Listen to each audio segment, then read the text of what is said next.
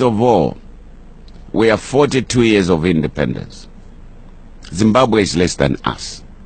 China and Taiwan. China is the People's Republic of China. Taiwan is the Republic of China, which broke away from China. They have a very high technology in the world today. Their technology is much higher than even in the West.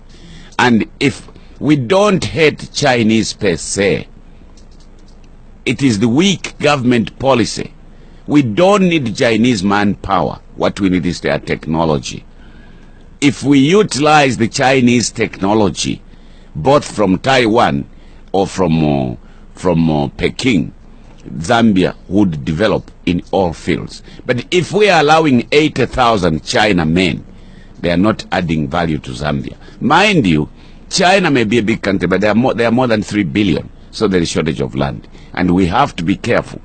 We might think that we have got very big land. We might be comfortable because they give you $1 million you put in a bank abroad. But what about you, Chelakafish? You are much younger than me. What about your children?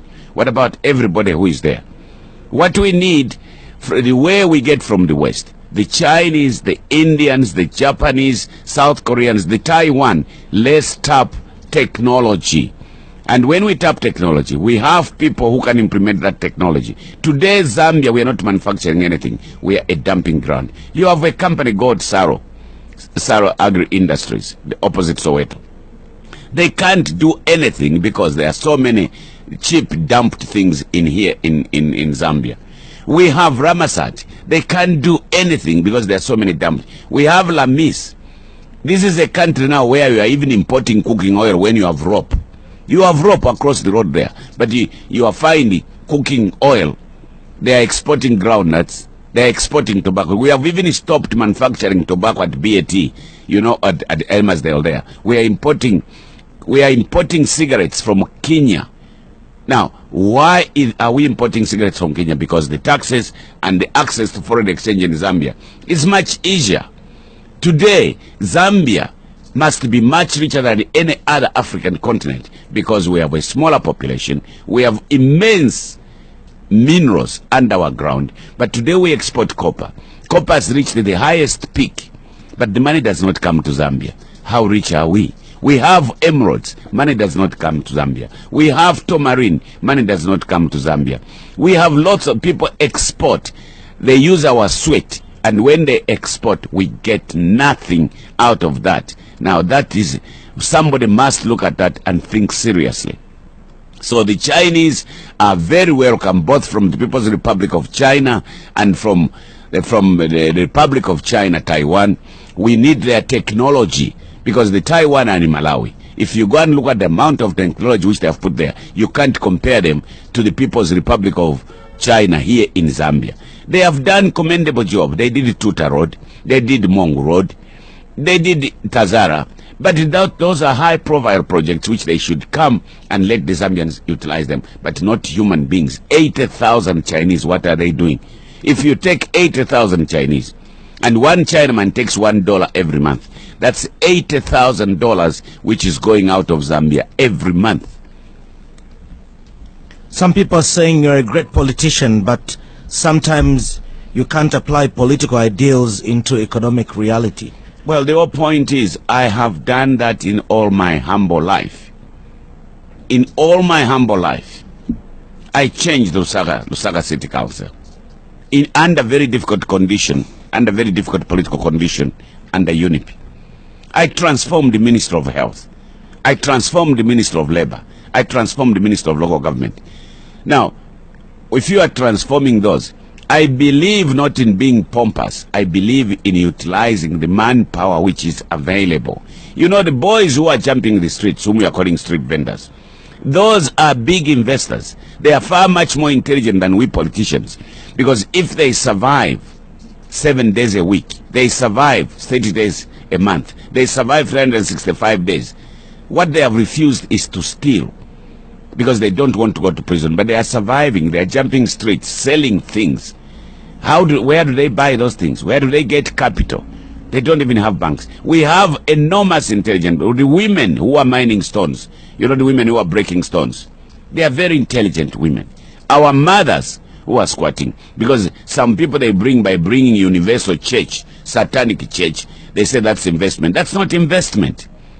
The investment is where you're going to create employment, where you're going to reduce the cost of living. I'll give you a simple example, Mr. Chelakatwish, and your colleague who is sitting here. Malawi has no minerals. They have only agriculture, tobacco and cotton. The exchange rate in Malawi is 140 kwacha, 140 kwacha to $1. Zambia has all the minerals, and our exchange rate, the highest in Africa, 4,000 kwacha. In Tanzania, they have no minerals. The exchange rate is 128 shillings to $1. Something has gone wrong somewhere, somehow. Because if we are relying on corruption, there is casualization in Zambia. There is no casualization in Zimbabwe. There is no casualization in Tanzania. Today you have pollution. This government has not said anything because the owners of the mines went to meet the president when he was in hospital, and that matters died naturally like that. We'll never get to it. We had cholera in Kaputa. The chief ran away. The chief runs away so that when he goes back, they will tell him that and that has died. How can we go on like that? We still have 42 years after of independence.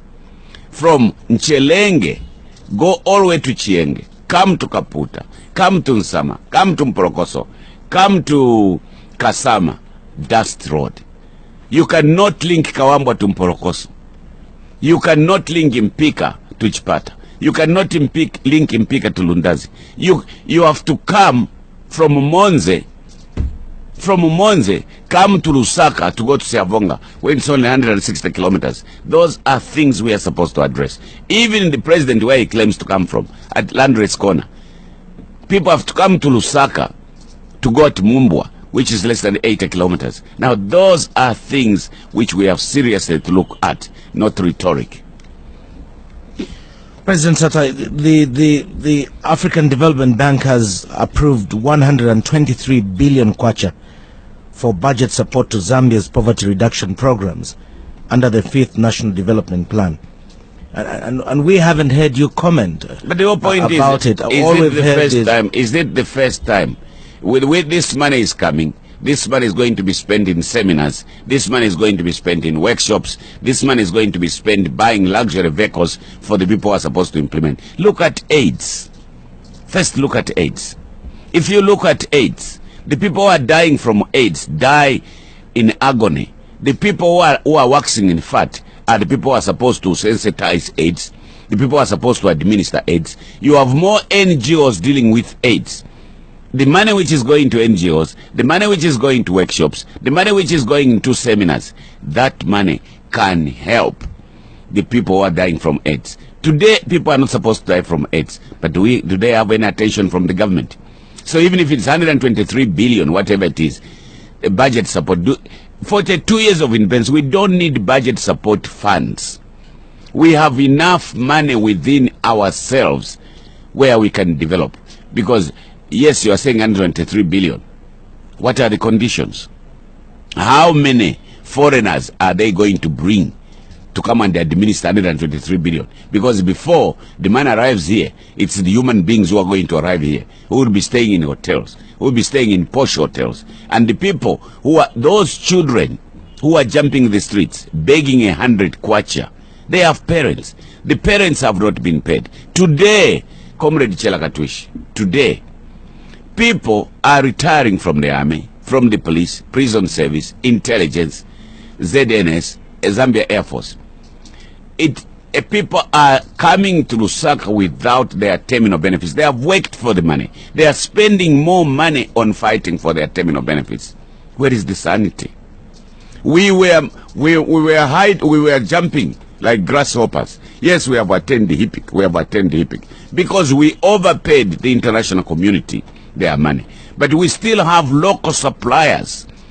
A poor woman who supplied beans to Minister of Education. A poor man who supplied beans to prisons, to police, to the army, ZNS, Air Force, who have not been paid the money. Today, the Zambian subcontractor on the mines, he doesn't get pay. They pay the people from South Africa. And today, you bring a grade 7, grade 8 Indian to say he's an engineer at KCM. What does he know about Zambia? You bring grade 12 You say he's an accountant at KCM and Rwansha. What do they know about Zambia? And yet we have seekers here producing refined accountants. We have other qualified accountants here. The only field where we have survived is the legal field, because the Law Association of Zambia, they have said anybody to come and practice in Zambia, he must be called to the Zambian bar. Now those are the difficulties. And here you are today, even that, because of the weak constitution, it can be circumvented by this government, because this country is run by like a personal Tirum or a Kantemba. How do you bring a foreign court in Zambia? How do you bring a foreign court in Zambia when that court which is coming to Zambia cannot even sit next door in Ireland?